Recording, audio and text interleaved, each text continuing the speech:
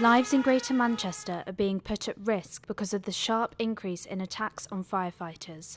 More fire crews and fire engines are having to be deployed to some 999 calls in order to manage firefighter safety. In the first instance, we've got 2 fire engines attending an incident that normally one would deal with, and the reason for that is for the firefighters' safety. Having 2 appliances there instead of 1 means that we can have an appliance that monitors safety and an appliance that deals with the incident. This means if a more serious incident occurs, firefighters and fire engines have to come from further afield, potentially increasing the time it takes to get to a 999 call. Since 2015, there has been a 21% rise in attacks in England, but in Greater Manchester, attacks have jumped by 70%, more than 3 times the national increase.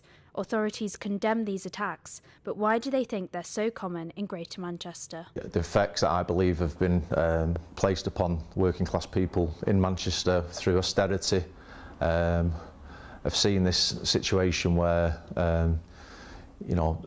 the youth of today are kind of rebelling and kicking back against authority or anything with a blue light. People are mindless, really. They just go out and commit this kind of behaviour without any consideration either of the impact on what firefighters are trying to do, that is, it interferes with fire safety and putting out fires, but also on the firefighters themselves. Attacks range from verbal abuse and harassment to physical assaults and objects being thrown at firefighters and fire engines. Bricks and the rocks were thrown towards us. Unfortunately, one of these bricks struck one of my crew members on the back of the helmet.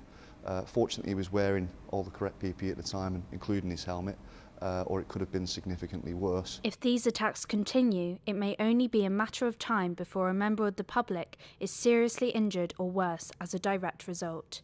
Milligan, Quays News, Greater Manchester.